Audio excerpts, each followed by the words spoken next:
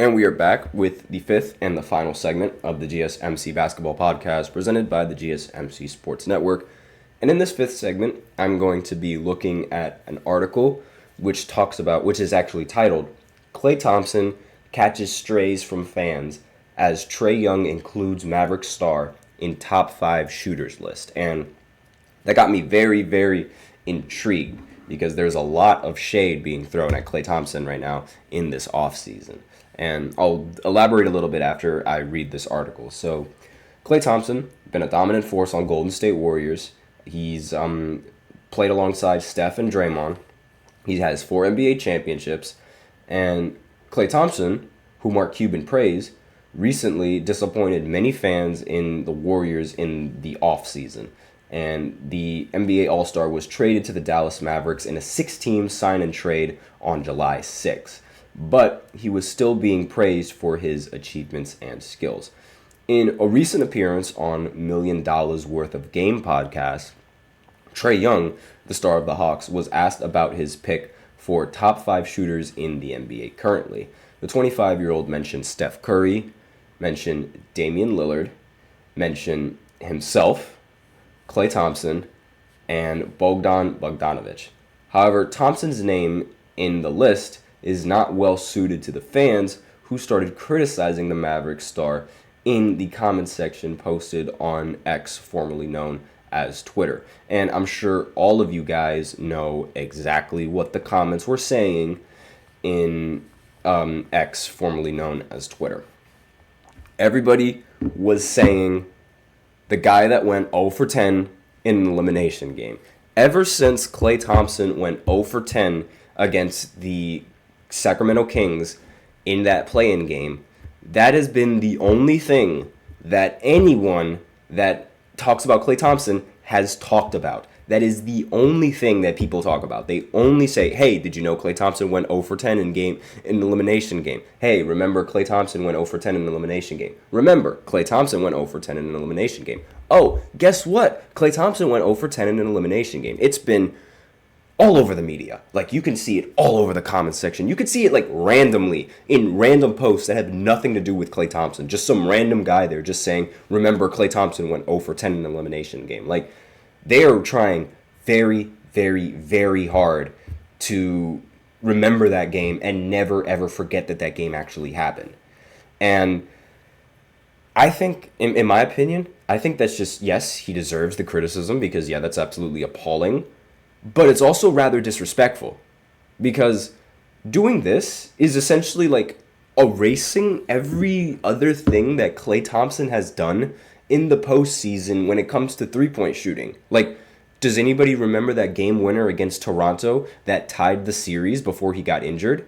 Does anybody remember Game 6 when Klay Thompson against OKC hit all of the threes in the second half? Every single one of them. Who else remembers when they played against Cleveland several times, where Klay Thompson, every time he got the ball, it's just he wouldn't miss. There are so many playoff performances that Klay Thompson has performed in and stepped up when Steph Curry himself hasn't even stepped up in.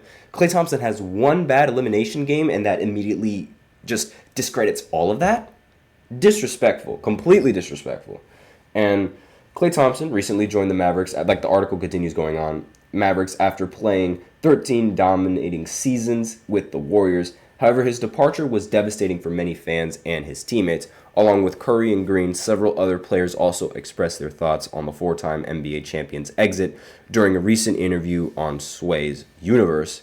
And according to StatMuse, Klay Thompson averaged 17 points, 3 rebounds, 2 assists in 77 games during the season. The upcoming season is approaching, and it will be fascinating to see how Klay Thompson can enhance his game while playing alongside players like Luka Doncic and Kyrie Irving. So, now, for the best shooters in this season, obviously, that list is still rather, up in the air. Steph and Dame, like, obviously, I feel like those two have to be included when you're talking about the best shooters now. And, I mean, let's be real. If you were to put any other shooter, aside from Klay Thompson on there, who would you guys put? I'm actually curious. Who would you guys put there on the top 5 shooting list for the NBA currently right now, because quite frankly, I can't really think of one in the NBA. Like right now, I can't really think of one that I would want to put over Klay Thompson. And yes, I know that's it's a little bit niche, because it's like Klay Thompson, he didn't really play well or as well as we're used to seeing him, and I completely understand it. And there's so many, other players that you could argue shot a lot better from three. There's a lot of players. I'm looking at the 3-point percentage right now from a lot of these players, and yeah, it's a very huge difference, like in terms of percentage, like just how much better a lot of these players have shot over Klay. But again, if I were to give the ball to anybody in a catch and shoot, and I would rely on Klay, I would for sure rely on Klay Thompson to hit that three. And I don't know, maybe you could probably put somebody like Kevin Durant in that spot instead, even though I don't really agree with that. Maybe even Paul George as well, you could argue. But again, I'm not entirely sure how you would who would be a better 3-point shooter. Like, who would you put in aside from Klay Thompson in the 3-point shooting category? Because there's several options, right? You can put Grayson Allen over there. You can even put Luke Kennard in there, even though he didn't really play that many games. There's so many good players that have definitely that deserve to be on this maybe over Klay Thompson. But again, I can't really think of one. I genuinely cannot think of one.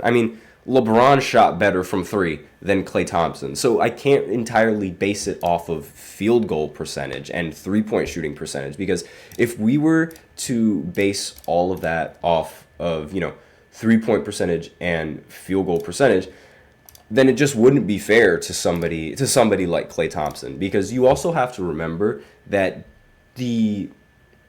it's not just about hitting shots. It's about the shots that you can hit and how frequently you can hit those shots. So if you are, let's say you're a catch and shooter, and let's say you're a great corner shooter, like PJ Tucker, for example, great corner shooter, fantastic corner shooter, and a very, very consistent corner shooter, arguably one of the most consistent corner shooters that the NBA has seen recently. Are we really going to put him in a top shooting category just because of his high 3-point shooting? I don't think so. There's a lot of other factors that go into that, like maybe just how well you can shoot off the ball, how well you could shoot off the dribble, all of those things that go into shooting, as well as how deep you can shoot. A lot of those things, they go into, at least in my opinion, they go into it when factoring, who are the best shooters in the NBA. And again, LeBron shot better from three than a lot of players did in the NBA last season. And I know for a fact nobody is going to agree with LeBron being one of the top 5 shooters in the NBA. I guarantee you nobody's going to agree with that, because they're all going to be like, oh my God, seriously, LeBron, really? Boo. Because, he's LeBron. And, I get that, and I understand why people are a little bit hesitant on putting somebody like LeBron that high on that list. But again, I have no problem with it. And if we're gonna go off of based off of field goal percentages, I'm just using that as an argument that it's rather null and void. It wouldn't make any sense to do that. And which is why it's rather difficult to deciding who is a very competent 3-point shooter. And I'm looking at the 3-point shooting list right now. I can't pick a player that I would put over Klay Thompson. I can't. Even though, and there's so many people on this list. There's Colin Sexton, there's Gary Trent Jr., there's Lowry, there's even Dort shot better than Klay Thompson. Grayson Allen, Luke Kennard, Al Horford, Roy Hachimura, Jamal Murray, and several players, they shot phenomenally from three, and they shot better than Klay Thompson. But obviously, those guys aren't better shooters than him. Let me know in the comments what you guys think and who you would put as a better shooter than Klay Thompson, because quite frankly, I can't really come up with one. And that's just my opinion on the list. I have no problem really with Trae Young's list. I also have no problem with him picking himself, because as you should, if you're an NBA player that shoots the 3 ball, I have a feeling you should be able to, you should pick yourself because you should feel confident in your own abilities. I have no problem with Trae Young including himself on that list whatsoever. And really, the only problem that I have is just the fact that everyone just keeps criticizing Klay about going 0 for 10 in an elimination game as if, shooters and players, they have to be perfect and like completely flawless in the game. And that's just not happening. You're never going to find that. And it's very difficult to find that consistent of a shooter. Shooters shoot. Some games you're going to go 10 for 10. Some games you're going to go 0 for 10. I really don't think we should keep milking it. But that's just me. And I'm a LeBron fan. I had to deal with Klay Thompson kicking LeBron's butt in the postseason alongside with Steph and and Kevin Durant. And I'm over here saying that the disrespect to Klay Thompson is a little bit much. So that should tell you just how bad the comments have been about him. So that's all that I have to say about this segment, and that's it for the show. Thank you so much for tuning into the GSMC Basketball Podcast presented by the GSMC Sports Network. Your support means a lot to us, so remember to subscribe to the show, leave a positive review. It really does make a difference. We also invite you to follow us on Facebook, Twitter, TikTok, and Instagram for more content and updates. As usual, please remember to use the link in the description to get your comments recognized, or the link displayed below the ticker on every show segment.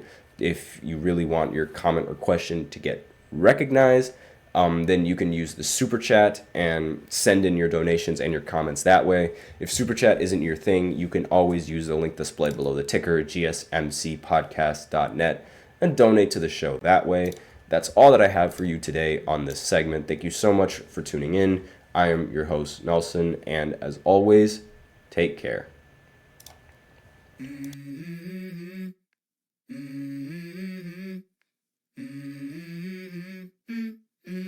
Let's go. I wake up to a little bit of drool on my pillow, feel like it's gonna be a bad day. Yeah, I'm tired of shit, and the coffee ain't hit yet. Damn, ain't that great. I don't wanna go to